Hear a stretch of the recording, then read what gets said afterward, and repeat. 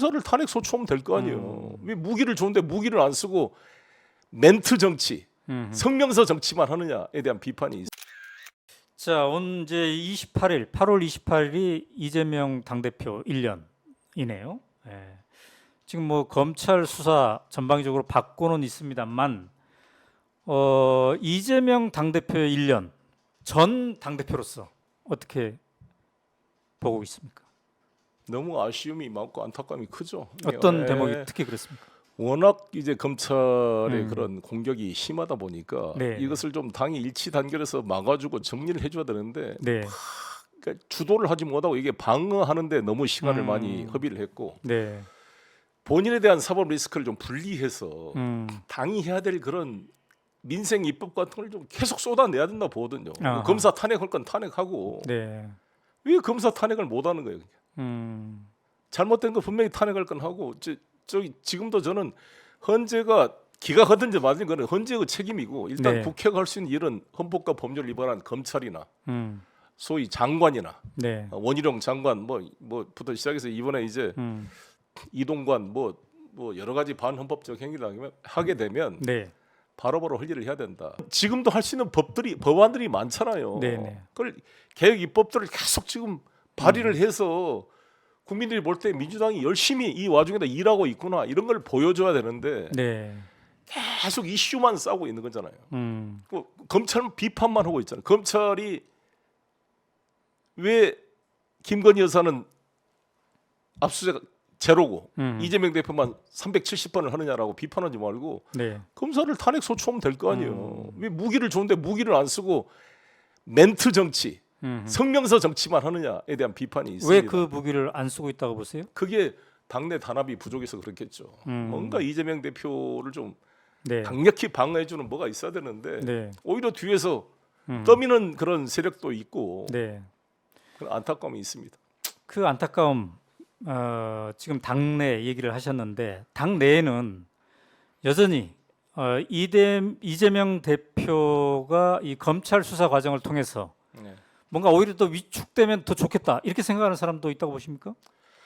그런 말 알 수는 없고요. 저는 네. 이제 계속 강조하지만 이재명이 대선 후보가 되고 네, 송영길이 당 대표가 된 것은 우리 민주당을 동교동 김대중 세력이 쭉 김대중 대통령 당선 이후로 당을 주도해 왔잖아요. 네네. 근데 그분들이 노무현 대통령 당선되면서 열린우당을 창당하고 그러면서 퇴진했습니다. 네네. 물러가고 친노 세력이 주도한 거잖아요. 당을 그렇죠. 이제. 네, 그다음에 친문 세력이. 그래서 네. 20년을 친문 세력이 주도해 왔어요. 네, 네. 이제 그만해라는 당원의 표시였다고 봅니다. 그래서 송영길이 물론 저도 문재인 대통령을 지지하고 네. 문재인 후보 총괄 선대본부장을 했지만 네. 제가 이너서클은 아니잖아요. 네, 네. 친문의 핵심. 네. 항상 배제의 대상이었잖아요. 저는. 그러니까 지난번도 친문 세력들이 총력으로 홍영표 후보를 지지한 거 아닙니까? 네, 네. 송영길을 떨어뜨리라고. 네. 그러고 된 거예요. 그럼에도 불구하고 된 이유는 뭐냐? 좀 바뀌어라 이제. 네. 그래서 이재명도 친문이 그렇게 배제했는데 된 거잖아요. 네. 그래서 이재명 대통령이 당선됐으면 한번 물갈이가 주류로 바뀔 텐데 네. 이재명 후보가 낙선한 바람에 네. 그 대선 패배의 책임 때문에 이재명 후보를 지지한 세력이 아직 주류가 되지 못하고 네. 친문 세력까지 엉켜 있는 거죠. 이분들이 다시 당을 주도하려고 그러는데 저는 옳지 않는 것이다. 역사의 흐름을 거꾸로 가는 것이다. 네. 그렇잖아요. 이미 권력을 누렸잖아요. 그분들이. 뭐 잘한 것도 아니잖아요. 결국 정권을 뺏겨버렸잖아요. 네.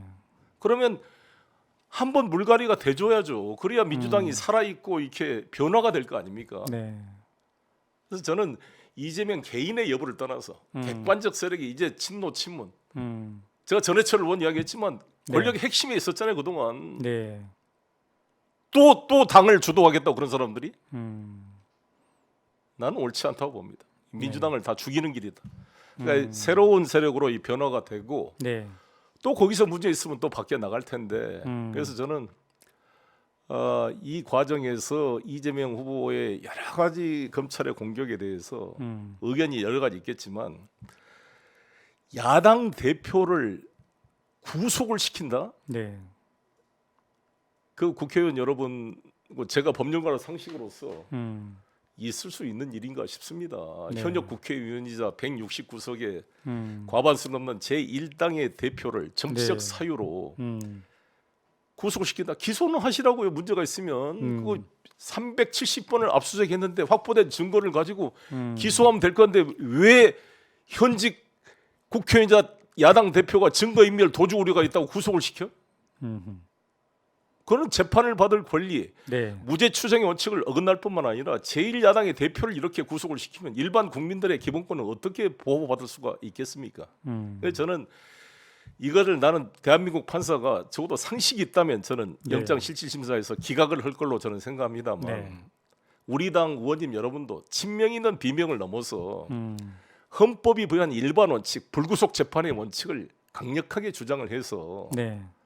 기소해서 재판받도록 해야죠. 그리고 음. 이번에 검사 출두 이걸 이야기하는데 아니, 대한민국의 입법, 사법, 행정 중에 권력의 하나인 3분의 1의 권력인 입법부의 제1야당의 대표를 음. 일개 검찰이 오라마라 지가 마음대로 막 이렇게 네. 해도 되는 겁니까 저게? 음.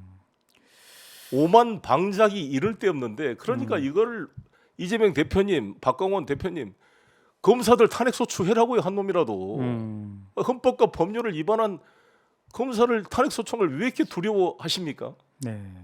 해방 이후 지금 단 한 번도 탄핵소추를 못했는데 검사는 수시로 사냥하듯이 국회의원들 기소하고 네. 구속영장 청구하고 음.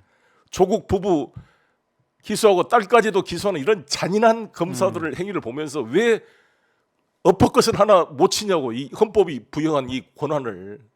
다시 한번 묻습니다. 왜 못 치는 것 같아요? 왜 어퍼컷을 못하는 것 같아요? 그러니까 이제 두 가지가 있었다 봅니다. 의원님들은 이거 국민이 과연 동의해 줄까?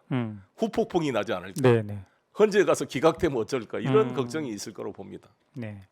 그런데 저는 음. 그것은 오히려 기우고 일부는 있겠지만 오히려 안 한 것으로 인한 이 직무유기한 후폭풍이 더 클 것이다. 네. 이거 하나 탄핵 소추 못한 이 야당이 어떻게 과반수 의석을 달라고 말할 수 있겠는가 이렇게 생각합니다.